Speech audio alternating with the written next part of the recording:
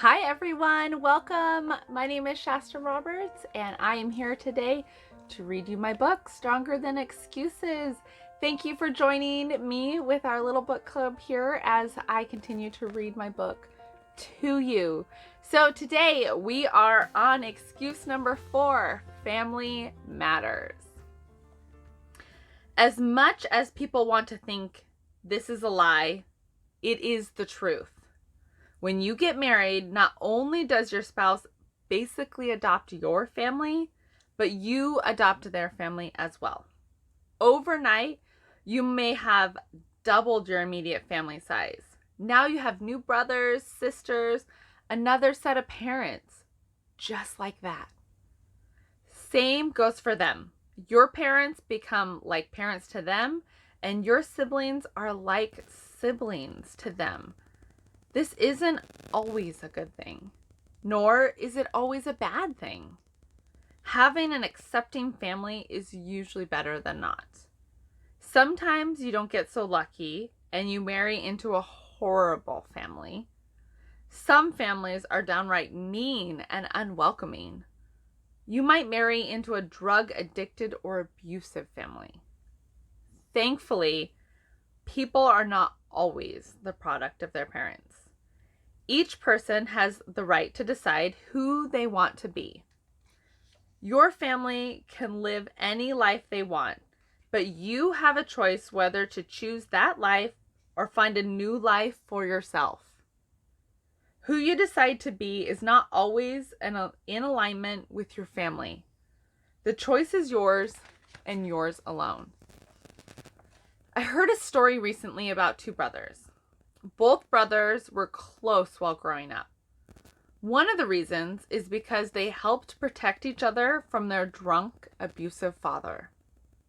One of the brothers grew up to be a successful lawyer with a loving wife and children, while the other also married but hit his wife while he was drunk. When you asked both men why they chose the life they led, both had the same answer. With a dad like that, how could you be any other way? Just goes to show you that you have a choice to be who you want, no matter the family, parents, and background you come from. With that being said, I married into a family who was more than welcoming, and as it turned out, were a lot like my own family. We both got along with our in-laws and brothers and sisters so well because we married into families we were already familiar with. Secondly, we also had some good and bad situations in our childhood that were a lot alike. As you already know, I lost my sister when I was 13, and my husband lost his older brother when he was 13. We were both the same age when we lost a sibling. Although it was years apart from each other, we were the same age when it happened to us. We had a lot in common, but a big difference was I did not grow up with divorced parents like he did.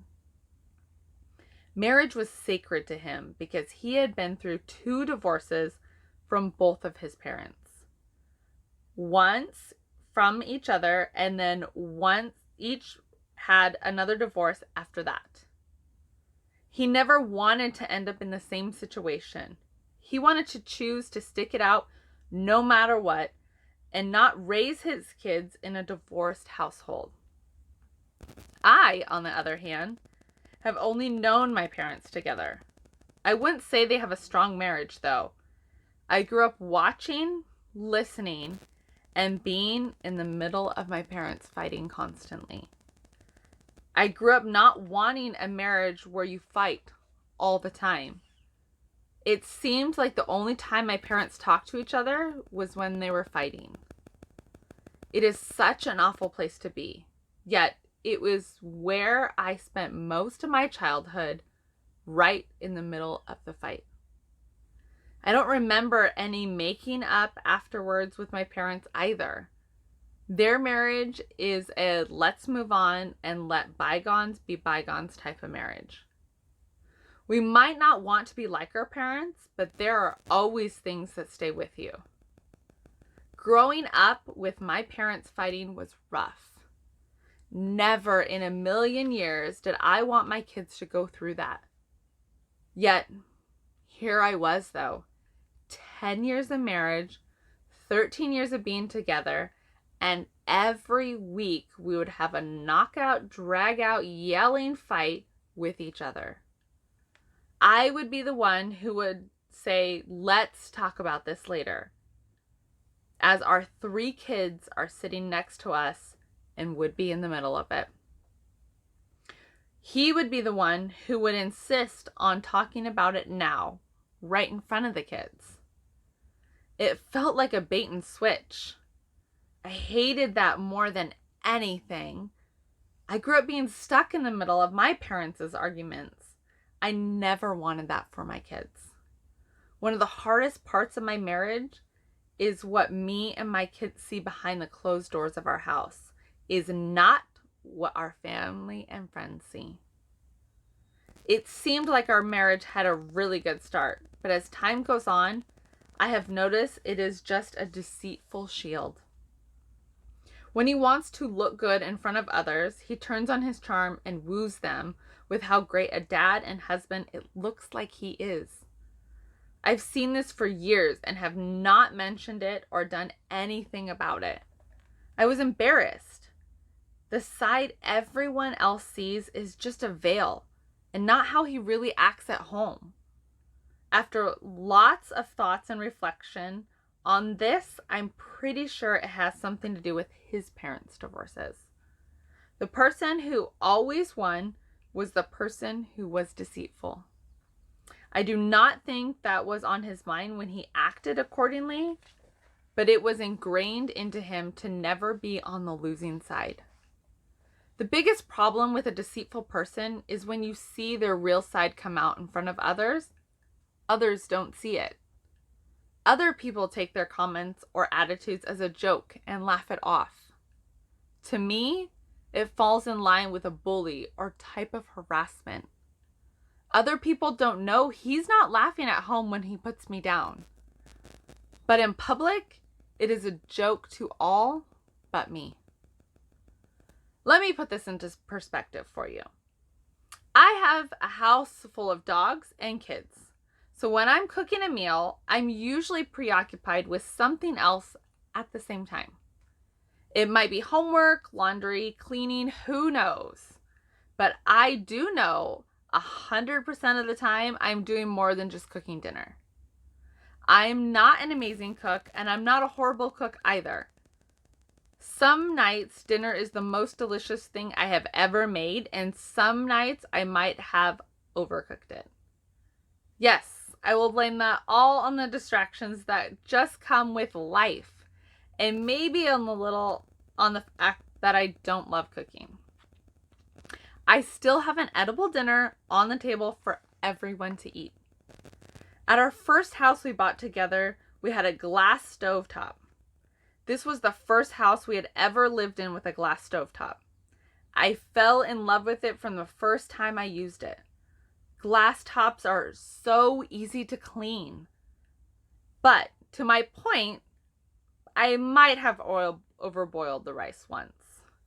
If you have ever made rice, you know what a sticky mess it is. Well, I had to get dinner on the table, hungry kids awaited, and so I waited to clean up the overspill until we ate. Let's be real. I was starving too. I love food. I just don't love being the one to cook it. By the time dinner was over and it was time to clean up, the overspill was now dried up on the glass top. I let it soak while I cleaned up the rest of the kitchen, then cleaned it up. It may have been a little of a pain, but it was no big deal. Everyone survived, and the night went on. Fast forward to a couple months later, to a dinner party at my parents' house. I was sitting chatting with a friend about the remodel on my house. She had asked me how I liked my new glass top stove because everyone has only heard bad things about them. The conversation was going great and no one else was involved until my husband felt the need to butt into the conversation. He was in earshot of our conversation, and he just wanted to give a little snippet of his own information. After I mentioned how much I liked my glass top stove, he interjected, "It's great unless you boil a pot over onto it and have to clean it up like Shasta did." They both laughed it off, while I silently cried inside. That particular comment helped no one and was not in the least necessary to the conversation. To have a healthy marriage, you should never let your negative thoughts have a public voice. Praise your partner in public and solve your problems in private. That was my motto, and I think I stuck to it pretty well. His comments, I think, stemmed from his perception of our marriage and what my wifely duties should be. His famous belief I heard all the time was, I have an easy life and he should too. To him, it means he should be able to come home and find dinner on the table, the house clean, laundry done, and then get to play on his phone all night because he needs to decompress after his long day. Somehow, the kid drop-offs, pickups, making dinner, cleaning the house, doing laundry, doing the bills, getting kids to sports, doing homework with the kids, remodeling the house that he begged me to buy and said he would help with, but never did. Or the fact that I work an actual job too, all means nothing to him. From his standpoint, he has a stressful, taxing job, which makes him more entitled than me to have his wants and needs met. He leaves the house in the morning before me, mind you. He does not have to help with our 3 children's lunches or get them dressed and ready. Then works all day and comes home after us all while he misses the drop-offs, pickups, sports, homework, and house chores completed by me. He expects there to be dinner on the table because all he thinks about all day is the home-cooked meal I'm going to prepare for him that night. Dinner is his favorite meal of the day, and he deserves to have a good one and also not to have to worry about making it. Since he is the last one home at night, that must mean I have already had an easy, relaxing day. So he deserves to seclude himself from his family and his responsibilities and do what he wants for the evening. Most days, this included playing on his phone or working on his bass fishing hobby. I'm not a 60s housewife, nor have I ever aspired to be one. I do not mind taking care of my kids. I love them and would do anything for them. With that said, they are not my sole responsibility, nor should kids be anyone's sole responsibility. It takes 2 to make them, and no matter what, each person should have half the responsibility to raise them. Did anyone see the expectation he laid on me without my approval? No, because I hid it from everyone. My family loves him too much for me to make him look bad in their eyes. He is sociable with everyone at family gatherings, and they call and text him just as much as they talk to me. Not to say this is all his fault, but he is buried in deep into my family. How can I show them the side I only see? The side that leaves me broken and miserable.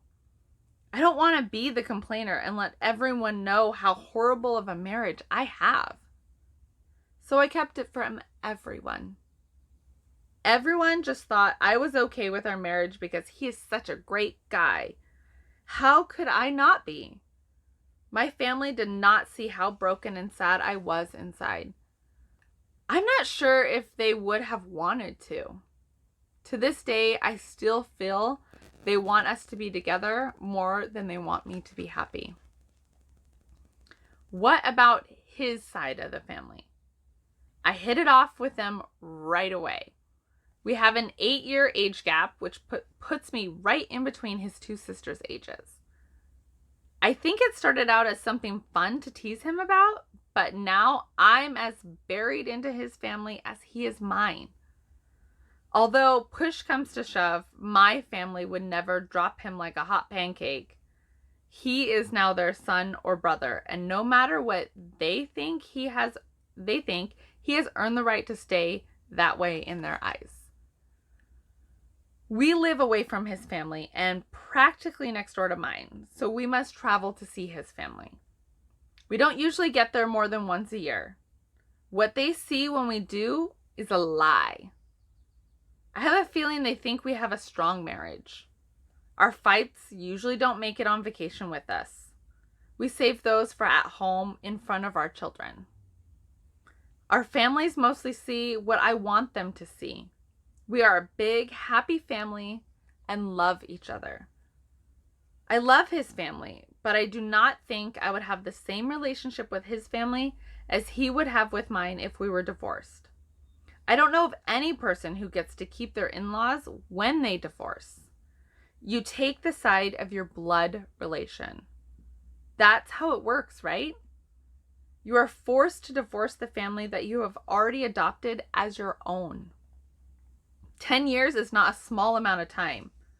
For over 10 years, we have shared many good times and many hard times with our families. If we split, my family would have to accept another person. Would I find someone who is good to my family as he is to mine? When you stop and think about it, I'm not just giving up one person. I'm giving up a whole family I've grown to love and adore. They are family, so things get a little crazy at times, and in-laws are not perfect. I do have good ones, and I think he has good ones with my family too. There's so much to give up and start over with. I get sad just thinking about having to acclimate a new person to my crazy family. I love them, but there's usually drama and gatherings can be a little chaotic. We have grown accustomed to our crazy families. We know there are certain family events neither of us wants to attend, like Mother's and Father's Day. We spend those days as an immediate family, because no matter what other family we'd celebrate with, there would be some type of yelling or drama, and we hold those days as sacred and want to enjoy them with no drama. Or the very opposite happens, where we are obliged or want to attend, and beforehand we laugh at what we know will happen. We will see how long your mom is there before she gets mad that everyone doesn't agree with her and she storms out.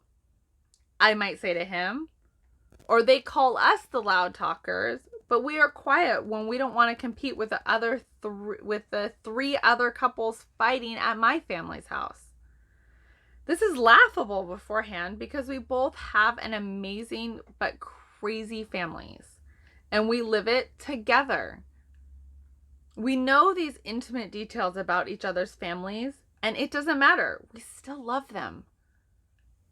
We are who we want to be, and we know our families could be worse by a long shot. They are there for us when we need them to be, and they support us as a couple and as a family. I have friends who cannot say this. They don't get along with their in-laws, or their family doesn't like their spouse. I know some people who must deal with snide comments during family gatherings.